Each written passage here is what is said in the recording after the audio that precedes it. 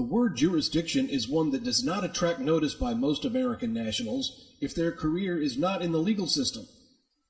Most American nationals are aware of the city and county they live in as having jurisdictions over a specified geographical area. For example, if you reside in Tampa, Florida, then you can easily see that Tucson, Arizona is a separate and distinct jurisdiction. Each city and county has their own separate and distinct jurisdictions, and thus the laws do not apply in any other city or county.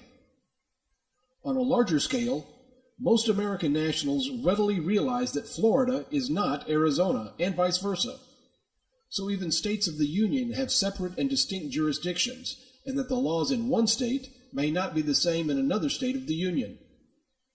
In each of these states, there are laws created by the state legislatures for application only within their separate and distinct jurisdictions. As to a legal definition for jurisdiction, you can refer to Black's Law Dictionary. There you will find jurisdiction to mean the power, right, or authority to interpret and apply the law within the limits of which authority may be exercised. Perhaps we have drummed this issue enough, or maybe we need to look just a bit further on the national level between the two jurisdictions that are often blended as if they are one and the same jurisdiction. There exists two jurisdictions at this level. The first is the constitutional republic. Then there is the territorial jurisdiction of the national government. Notice that the District of Columbia is not a state of the Union. This is easy for many to overlook. Part of the issue here is that both jurisdictions are called by the same name, the United States. It is very important at this point in our conversation to identify which United States is being referred to, and even more so regarding the application of the laws unique to each jurisdiction. Ayn Rand wrote in her 1963 book entitled Man's Rights, in part, "It cannot be repeated too often that the Constitution is a limitation on the government, not on private individuals, that it is not the charter for government power, but a charter of the citizens' protections against the government." She was an outspoken advocate of keeping the national government within the limitations of its jurisdiction at all times.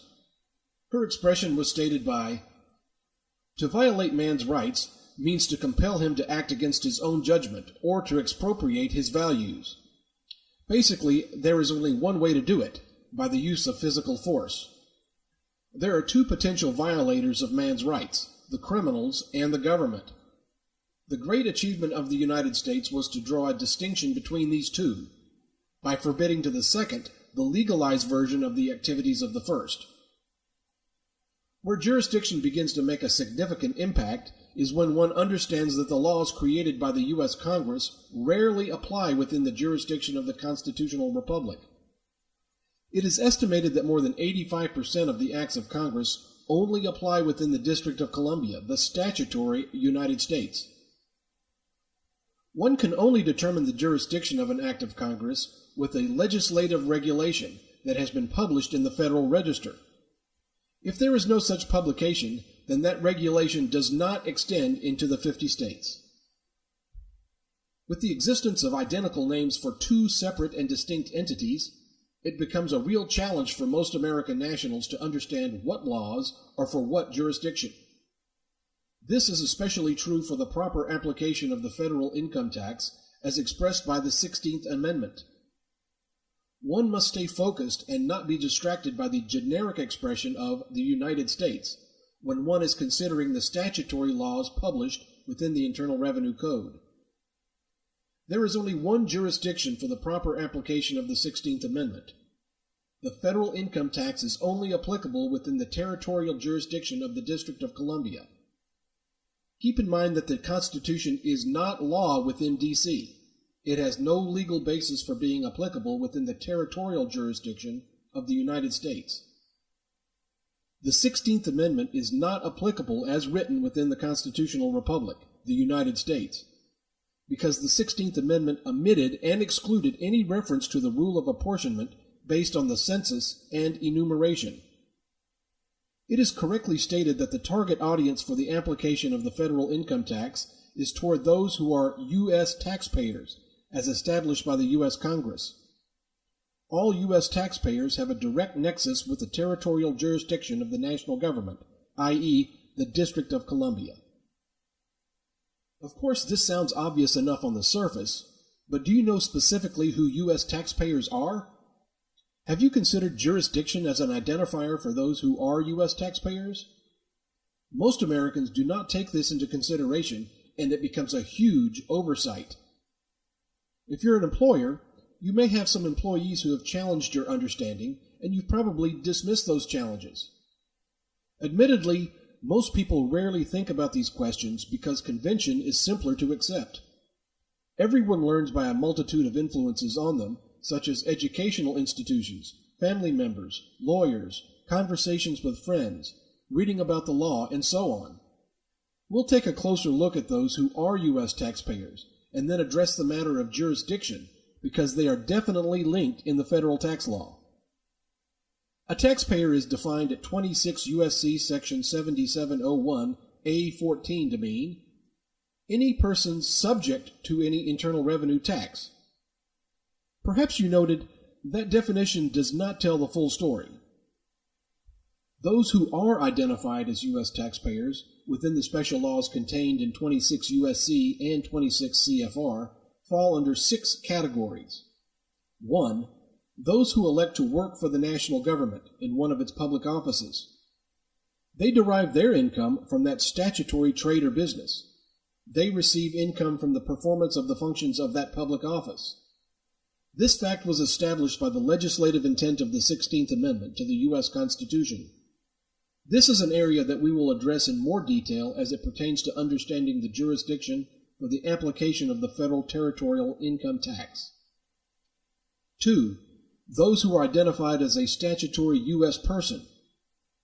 Most of the identified statutory U.S. persons are legal fictions, such as domestic partnerships, domestic corporations, estates, and trusts within stated parameters.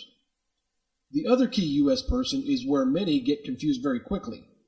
The other party is a citizen or resident of the United States.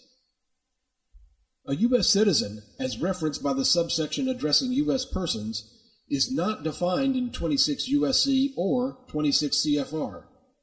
We therefore must look elsewhere to understand the definition of this term, as so many Americans simply assume it addresses them. A U.S. citizen is defined at 8 U.S.C. section 1401A as a person born in the United States and subject to the jurisdiction thereof. You must notice that there are 2 segments in this definition that have to be considered. First, the person must be born in the United States. Second, the person must be subject to the jurisdiction of the United States. Both of these features must coexist together to meet this definition. Note the reference to the word jurisdiction and the reference to a United States that makes a person subject to it. From your past reading of the U.S. Constitution, you may remember that American nationals are not subject to the national government, as is stated in 8 U.S.C. section 1401A. If they were, then the Constitution could not exist as it is currently written. The Founding Fathers knew that for freedom to exist, the people must be superior to the national government and kept separate from it. Thus, American nationals are not subject to the jurisdiction of the statutory United States, the District of Columbia, unless they choose to work for it as a federal employee, officer, or elected official. Think about that statement for a minute.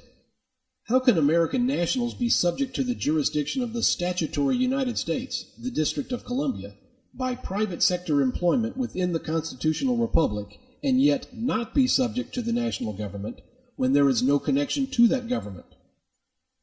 Here we begin to see that there must be 2 different and distinct jurisdictions, one being the constitutional republic, comprising the 50 states, and 2, the other being the monarchical territory that includes D.C., and U.S. territories like Puerto Rico, Guam, and the U.S. Virgin Islands.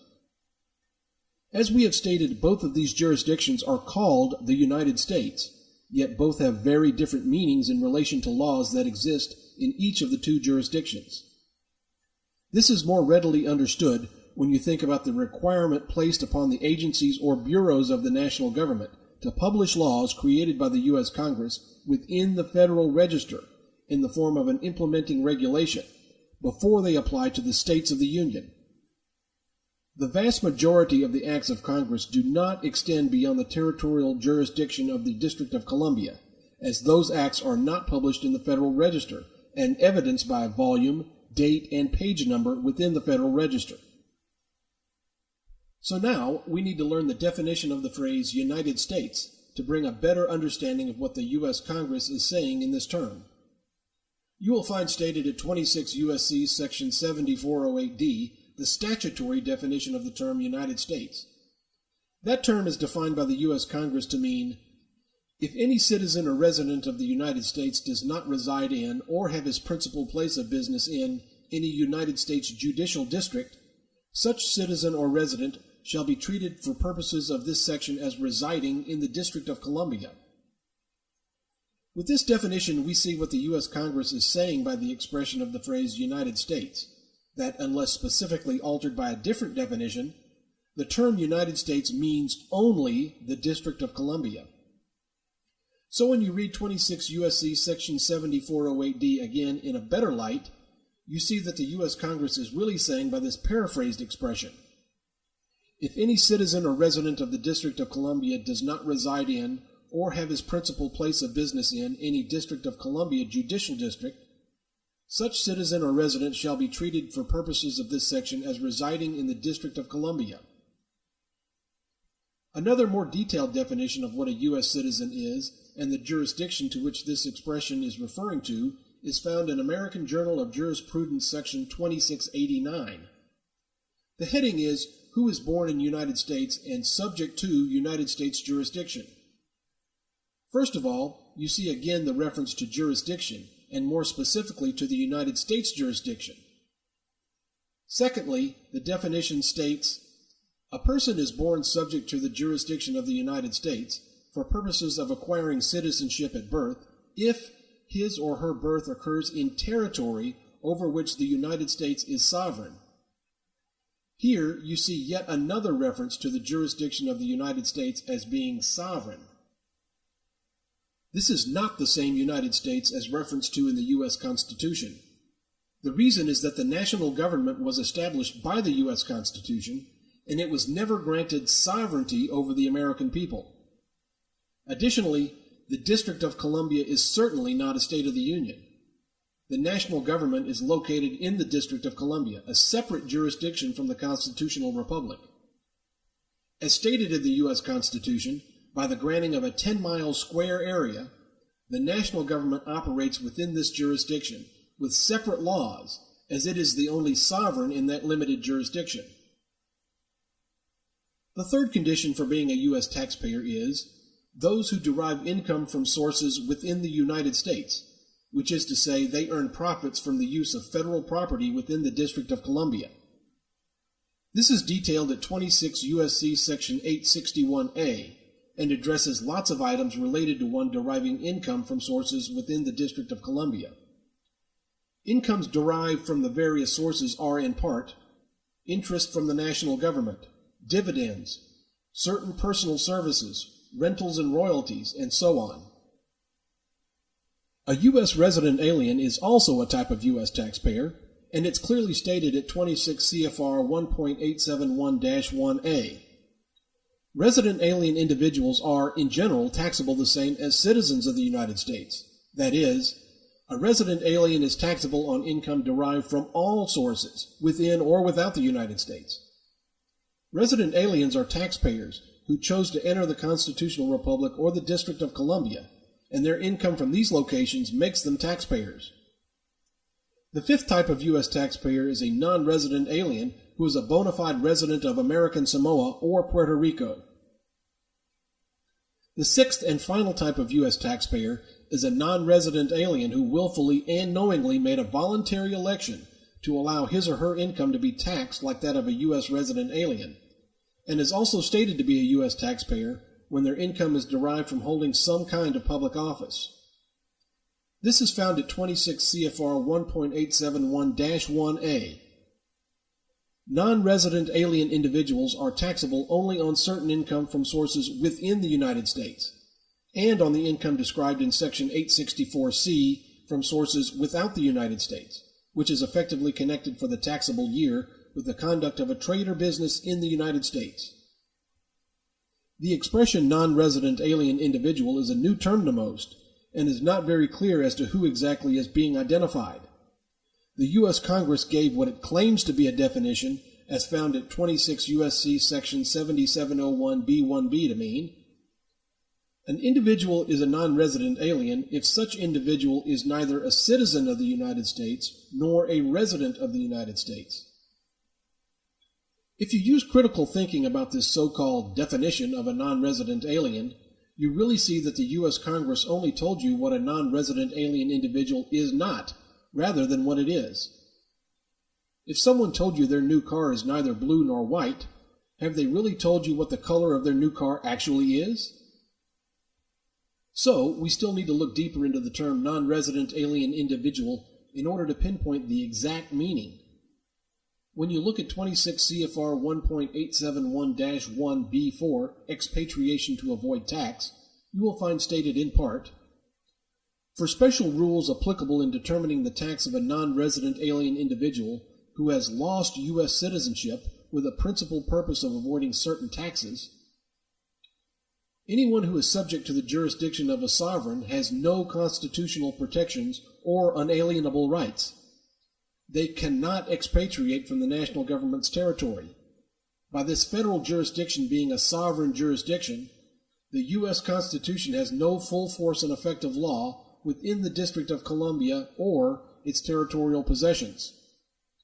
Finally, you have seen stated in this regulation that the non-resident alien individual, by expatriation, has lost U.S. citizenship. How is it possible for a non-resident alien to be neither a citizen of the United States, and then in this regulation subsection actually lose their U.S. citizenship? Only American nationals, meaning those born or naturalized in the constitutional republic, meet the criteria as 1, not being subject to the territorial jurisdiction of the national government, 2, having the ability to expatriate, and 3, having the ability to lose their U.S. citizenship from within the constitutional republic via expatriation.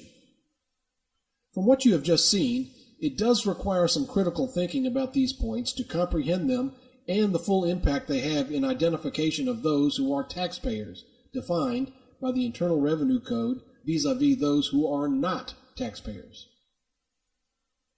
One of the most widely known illustrations regarding a period of lack of critical thinking was the time in world history when Europeans believed the earth was flat and the earth was geocentric, the center of the universe. We smile or laugh slightly today about that old paradigm back in the time of Galileo. However, it was not laughable to him when he espoused his truth via the scientific method. In spite of all the personal trials that Galileo went through, we are the beneficiary of his desire to question things that were not socially correct in his day. In regard to federal income taxation, the paradigm today is something like, all Americans are U.S. taxpayers, and they must pay their fair share to the national government wherever they live. This indicates that those Americans are subject to the national government dictates and commands. Perhaps a form of the scientific method will help you understand if you are making presumptions or confirm that you're correct in your understanding. Many times, those things that we think we know or understand are merely based on perceptions, and we presume them to be correct or true due to a habit or belief system. When one fails to ask questions, those habits will evolve into a type of segmented conditioning. Over time, these habits or beliefs become ingrained, and it becomes difficult for the majority of those who do not ask questions to consider that their perceptions are not really factual.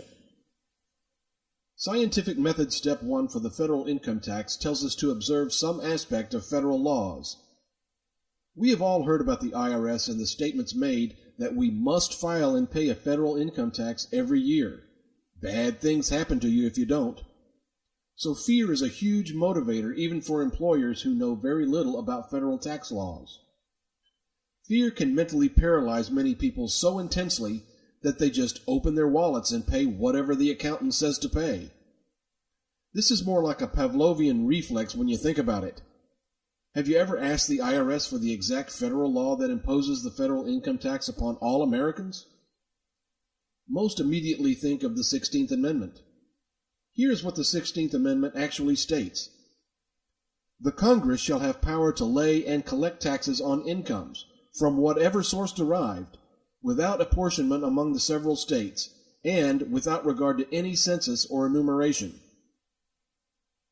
One aspect of the 16th Amendment is the lack of understanding about the section that states, without apportionment among the several states, and without regard to any census or enumeration. The ratification of the 16th Amendment was the direct consequence of the U.S. Supreme Court decision from the Pollock case. When you read the history and purpose of the 16th Amendment, published by the Government Printing Office, you will see the reference to the 1895 United States Supreme Court case Pollock v. Farmers Loan and Trust on the Income Tax Act of 1894. The Supreme Court held that a federal income tax without regard to the rule of apportionment is unconstitutional. This court stated in part, a tax on incomes derived from property was a direct tax, which Congress, under the terms of Article 1, Section 2, and Section 9 of the U.S. Constitution, could impose only by rule of apportionment according to population.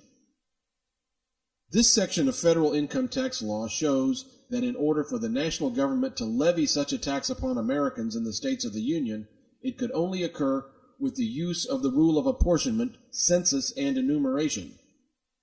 The way the 16th Amendment was worded shows the national government ignored the Supreme Court statement about the rule of apportionment. Have you ever asked, how could the national government ignore this decision by the Supreme Court? The answer lies with jurisdiction. Perhaps we would all do better by taking a little extra effort in looking deeper into this field of endeavor based on man-made laws that we are confronted with as Americans every year. Do you really know if your understanding of the federal income tax is factual or a general presumption based on a well-entrenched habit, belief system, or mind conditioning from propaganda? Scientific Method Step 2 for the federal income tax tells us to describe a tentative position or hypothesis with what you observed. Are you familiar with the concept that in the United States of America there are both those who are U.S. taxpayers and legal non-taxpayers? Pay special attention if you are a private sector employer. By non-taxpayers, we are saying those who never had any duty or legal obligation to file or pay a federal income tax. Does that have a ring similar to the earth is not flat? A new paradigm has just been presented, and it might be a surprise to many of the viewers at this time. You will find in our resource center at our website, weissparis.com, the federal appellate case Economy, Plumbing, and Heating versus the United States. There is a very clear expression that there are indeed two separate groups that have not been made obvious as perhaps the national government should have made obvious early on. Here's the pertinent quote from this federal court. Revenue laws relate to taxpayers and not to non-taxpayers. The latter are without their scope. No procedure is prescribed for non-taxpayers, and no attempt is made to annul any of their rights and remedies in due course of law. To paraphrase for easier understanding, it can be stated something like, revenue laws used by the IRS relate to federal taxpayers and not to those who are lawful non-taxpayers. The non-taxpayers are outside the scope or jurisdiction for the application of the special laws found within the Internal Revenue Code. No IRS tax claims can be made against those who are lawful non-taxpayers, as the federal tax laws apply only toward those who are U.S. taxpayers, and no attempt can be made or claimed by the IRS in an effort to annul the unalienable rights of Americans who are non-taxpayers, or remedies to stop the IRS from making claims against non-taxpayers in due course of law. Are you a little surprised about the existence of two separate and distinct groups of Americans? Does this fact start the questioning process in your mind? In the legislative intent of the 16th Amendment, former President of the United States William H. Taft wrote his request to the U.S. Congress back in 1909 to create legislation in the form of a new amendment to the U.S. Constitution. This document is published in the Congressional Record of the United States Senate on pages 3344 and 3345. President Taft stated, quote, "The decision of the Supreme Court in the income tax cases deprived the national government of a power which, by reason of previous decisions of the court, it was generally supposed the government had." President Taft stated to the U.S. Congress, after admitting that the national government was deprived of any power to impose the federal income tax upon Americans in the states of the Union, his request which stated, quote, "I therefore recommend to the Congress that both houses, by a 2/3 vote, shall propose an amendment to the Constitution, conferring the power to levy an income tax upon the national government, without apportionment, among the states in proportion to population." Thus, you see that the national government was, 1, deprived of any power to impose a federal income tax upon Americans working in the private sector within the states of the Union, and 2, was able to levy the federal income tax upon itself, meaning those who work for it as federal employees, officers, and elected officials of the national government and the District of Columbia. Most importantly, you see that Taft also stated that in the case of Pollock versus Farmers Loan and Trust Company was held by the Supreme Court to be a direct tax, and therefore not within the power of the federal government to impose unless apportioned among the several states according to population. Following the reading of the 16th Amendment, you see clearly that the national government purposely omitted any reference to the rule of apportionment. Therefore, the only jurisdiction in which this amendment is applicable is that of the national government's territorial jurisdiction. Do you still think that Americans who don't pay the federal income tax are all tax cheats, tax protesters, tax evaders, and so on? Hopefully, your new awareness of the impact of jurisdiction, the rule of apportionment requirement upon the national government, the purposeful avoidance of that constitutional requirement, and the fact that the national government is still deprived of any attempt to impose the federal income tax upon American nationals living in the constitutional republic and working in the private sector. This will allow a paradigm shift to now take place in your critical thinking about this information. All American nationals are not tax cheats, tax protesters, tax evaders, etc., when in fact the federal income tax was never within the power of the national government to impose in the first place as it was written. There are those who are lawful U.S. taxpayers, and these are the proper parties to be levied with that burden. As you can now ascertain, such income tax laws are not applicable toward those American nationals referred to by the U.S. Congress as non-resident alien individuals who are not identified as U.S. taxpayers. A taxpayer is defined in the IRC at subsection 7701A14 to mean any person subject to any internal revenue tax. So, U.S. taxpayers are indeed subject to any internal revenue tax. Here is a simplified list of U.S. taxpayers declared in the Internal Revenue Code. 1. Those who work for the national government. 2. U.S. resident aliens. 3. U.S. persons to include statutory U.S. citizens. 4. Those who derive income from sources within the District of Columbia. 5. American nationals who chose to live in American Samoa or Puerto Rico. And 6. American nationals who have willfully and knowingly chosen to permit the national government to tax their earnings as if they were U.S. resident aliens. Do any of these types of U.S. taxpayers describe you? For those who are private sector employers, does this describe those who work for you?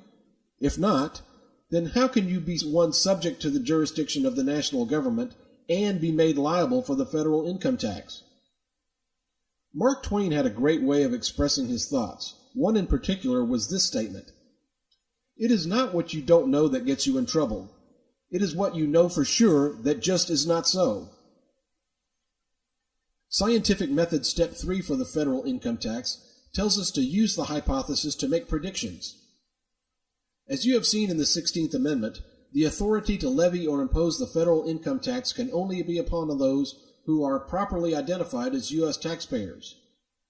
The only jurisdiction for the application of the 16th Amendment tax is the District of Columbia.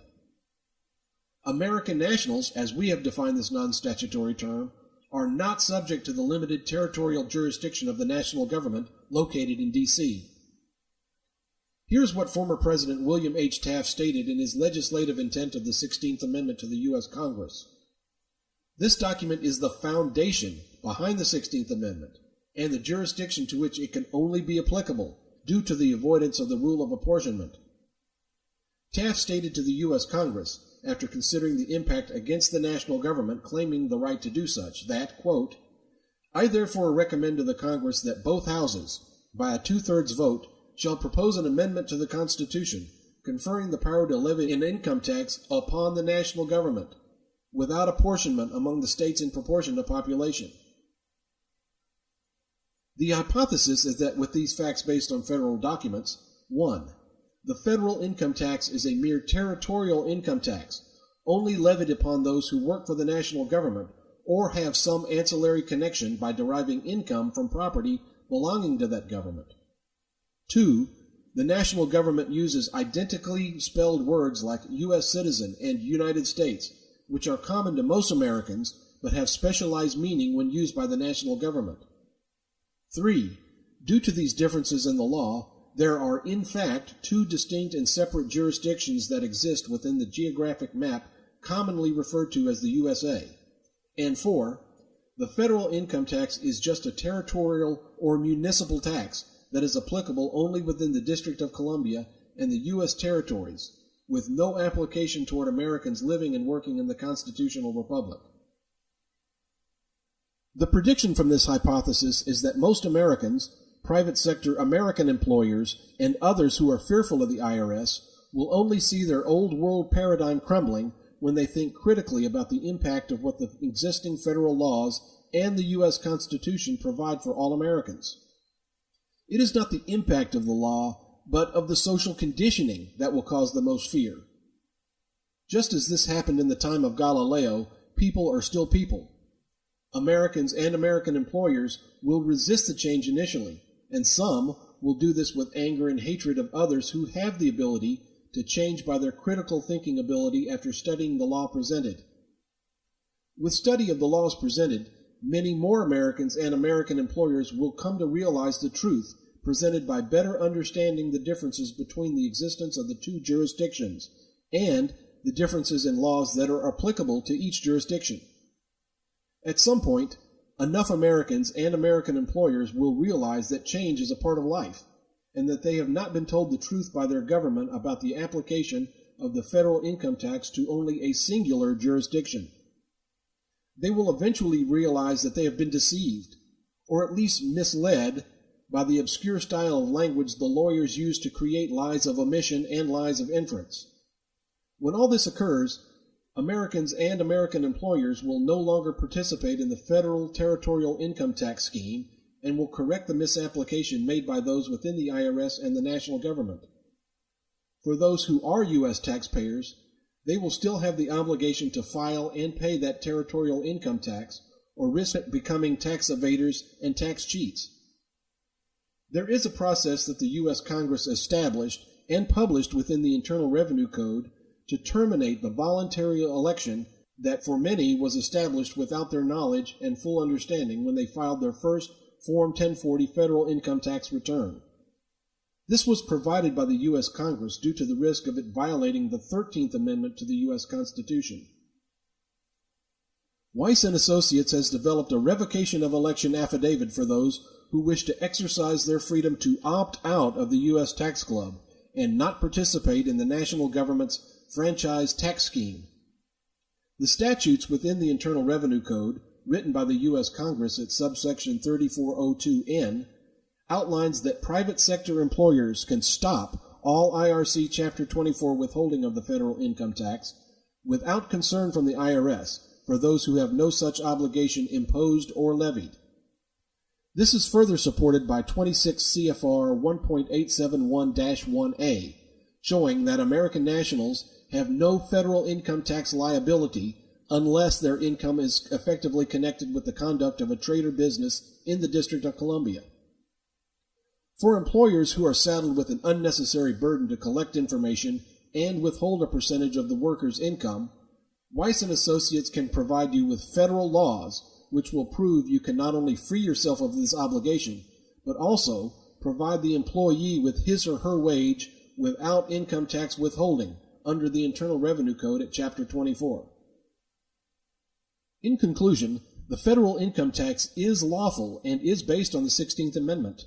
However, when one understands the limitations placed against the national government via the Constitution by jurisdiction, the federal income tax is not lawfully imposed within the constitutional republic, nor toward those American nationals who work in the private sector. We know this as fact due to the omission or disregard of the requirement for the rule of apportionment being a constitutional requirement upon the national government as stated in Article 1, Section 2, and Section 9 of the U.S. Constitution. Please visit www.weissparis.com to continue your education about the federal tax laws and the importance of jurisdiction for those laws being applicable or not.